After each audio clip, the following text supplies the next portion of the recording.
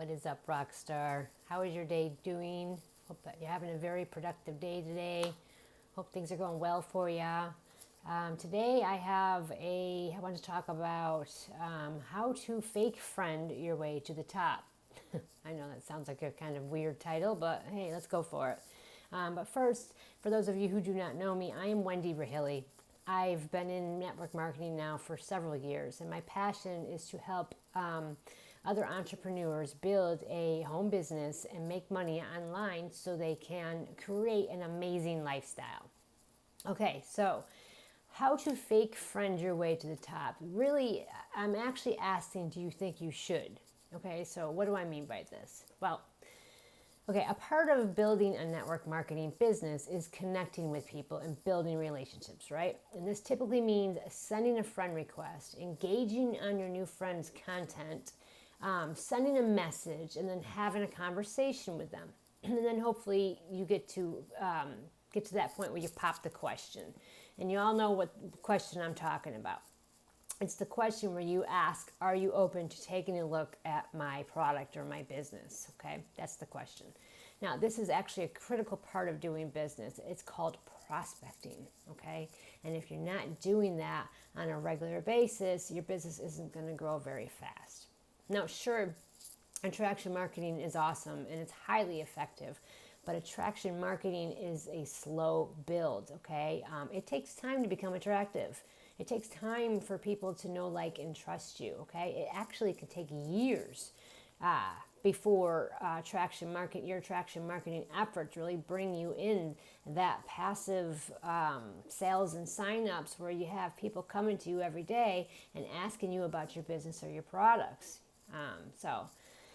You can't rely on attraction marketing alone. But I'm not saying that you shouldn't do attraction marketing, because God knows I think every entrepreneur should be leveraging attraction marketing. I'm just saying, don't rely on it exclusively when you're brand new and you're first getting started, okay?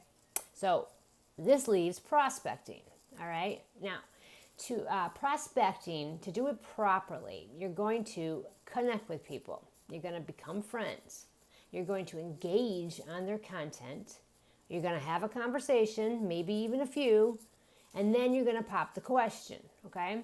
Now, you need to do this consistently in order for for you to start getting momentum in your business and get people saying yes to your products and services. Okay, you got to put the offer out there, because people don't know just by watching you online what you're doing. You got to ask them the question, right?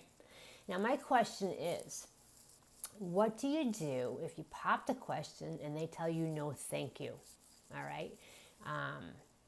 They're not interested in taking a look at your product or your business. What do? Do you unfriend them? Okay? Now, I know a lot of people do. And it's probably because they don't want to waste their time on people they think won't join them in business or won't buy their products. And I get it. You need to keep moving. You need to go find them yeses. I totally get that. But there are a couple of reasons why I think that unfriending them right away is a wrong approach. All right? Number one is basically you just look like you only friend requested them so that you could recruit them and sign them up into your business, or get them to buy your product, okay? And the minute they say no thank you, they're out the door. That's what it looks like. Now, I get it that we're not here to make an impression. Being a network marketer is about building a business. It's not about what it looks like. I get that. But unfriending them the minute that they say no to you can actually make them feel bad. You can hurt their feelings. You can make them feel like they're just a number. We're all sitting here saying that we want to make an impact in people's lives, right? My question is, how is that making an impact in people's lives if you dump them the minute they say no to you? I'm just saying, Now, that's just one reason, but really, it's number two that I'm actually referring to, and that is when you unfriend people, the minute they say no to you, you're not using the power of follow-up, okay? Now, did you know that it takes people between 7 and 20 exposures before they're going to say yes, for the most part? It's true. These people, there will be people who will who will join you right away, right on the spot, but that's very far and few between. For the most part, it takes at least 7 to 20 times for them to be exposed to your business or your products before they say yes to you, okay? So if someone tells you no thank you, it might just not be a good time for them. It doesn't mean never, okay? So this is where the power of follow-up comes in. I've had people who have told me no thank you, who, at the time it wasn't good for them, I guess. And they came back with me like a few months later and signed up with me. All because I was consistent and I continued to be their friend, right?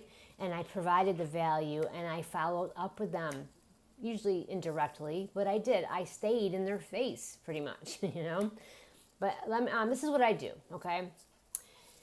I build the relationship. I do that through conversation and through engaging on people's posts. And then I usually do that for a few days. And then I'll pop the question to them. Now, if they say no, I'll immediately put them in my follow-up strategy folder, which I use Trello, and I'll tell you about that in a second. But I put them in a follow-up, 1 week follow-up folder. And basically, I stay friend. I stay there. I don't know why I can't talk right now. I stay their friend. And then 1 week after they've said no to me, I'll go back and I'll engage on their content again. I'll do this for a few days, and then I will send them another message and I'll ask them how they're doing, okay? Now that's all I do. I don't mention my business or product to them at that particular point. I just be a friend and I ask them how they're doing, okay? And then I'll put them in a 30-day follow-up folder after that. And in 30 days, I'm going to go back and I'm going to engage on their posts again for another 3 days, okay? And then I'll message them. And now at this point, I'm probably going to say something like, well, hey, listen, I know you weren't open to taking a look at how you can earn money from home, but do you happen to know anyone who might have an hour a day to follow a simple 3-step strategy to help them build a business and make money online? If not, no big deal.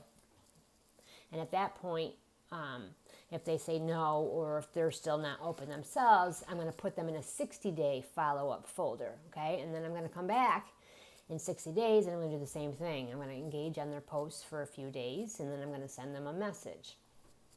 And I even have a 90-day follow-up folder that I do the same thing after 90 days, okay?